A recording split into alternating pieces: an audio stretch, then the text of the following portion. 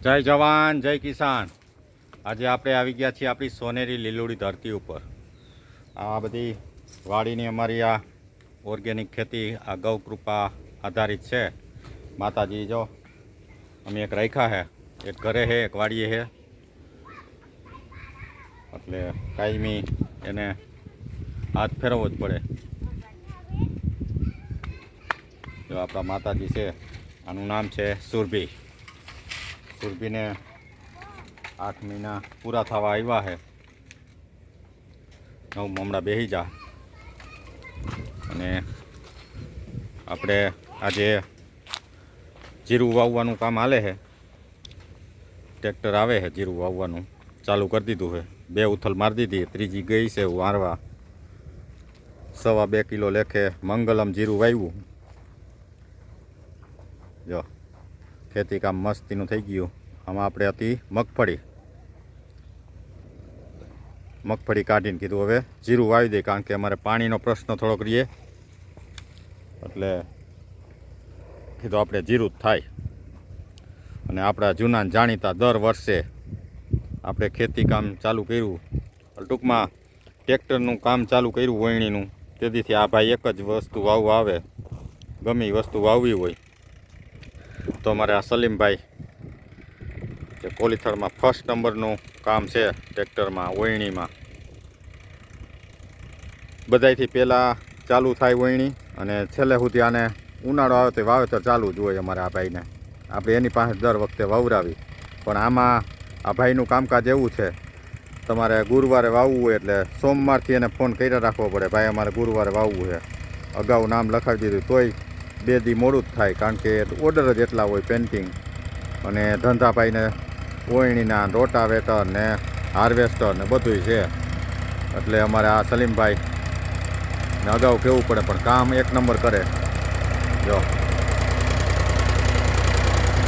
અમારે આ ભાઈને વાવવામાં કોલીથળમાં કોઈ પહોંચે નહીં, આજુબાજુ ગામમાં કોઈ પહોંચે નહીં એવું કામ છે વણણીનું। એટલે આપણે આ જીરું વાવે છે।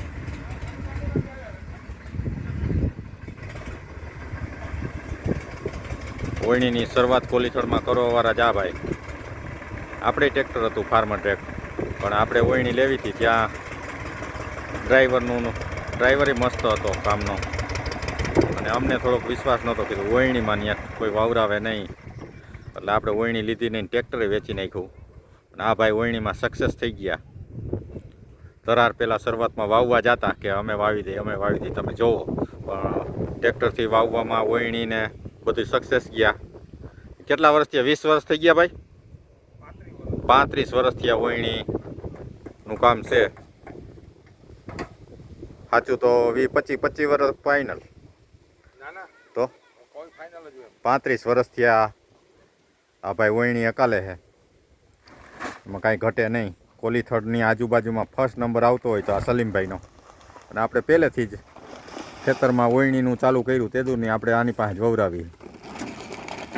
કોંજાણ એકાદી વખત બીજો કોઈ આવ્યો હોય તો, બીજો આવ્યો એમાં કાંઈ મજા આપણને આવી નહીં, એટલે આપણે વાર લાગે અઠવાડિયું તો આપણે અઠવાડિયું રાહ જોવાની, આ ભાઈ પાસે જ વવરાવવાનું, કારણ કે એનું એક પરફેક્ટ માપ હોય। કારણ કે જીરું આપણે 2.25 કિલો નાખો એટલે 2.25 કિલો જ જાય, કારણ કે એમાં પૈસા ઊભા થઈ જાય। વણણી તો બધાય હાંકતા હોય, પણ 2 કિલો વધારે નાખીએ તો શું થયું? એ તમારે વાવ્યું હોય એની મજૂરી તો એ લઈ ગયો બિયારણ, એટલે પરફેક્ટ માપથી જે વાવવું હોય આપણે વીઘા સાચું કહેવાનું કે આટલા વીઘા છે ને આટલું આપણે નાખવું છે, એટલે એટલું જ જાય, ખાતર એટલું જાય ને બિયારણ એટલું જાય। સાચી કરામત એની એ જ છે, બિયારણ વધે નહીં, ઘટે નહીં, અને જેટલું નાખવું એટલું જ જાય, એ જ આપણને ફાયદો, એટલે આપણે વસૂલ થઈ જાય। ન કે બીજા ટ્રેક્ટરવાળા આવ્યા હોય તો 2 કિલો કે 3 કિલો જીરું વધારે નાખીએ અત્યારે મોંઘા ભાવના બિયારણ,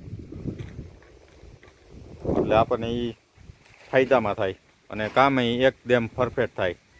એ કહી જ દે કે આવી રીતે વાવવાનું, આ રીતે વાવવાનું, એટલે આપણે એ રીતે જ વાવીએ, કારણ કે કાયમીનો એનો ધંધો, અને કેટલું બિયારણ નાખવું, શું કરવું એને ખબર જ હોય। એટલે આ સલીમભાઈનું કામ બહુ સારું છે। હા, દાદાની દુઆ।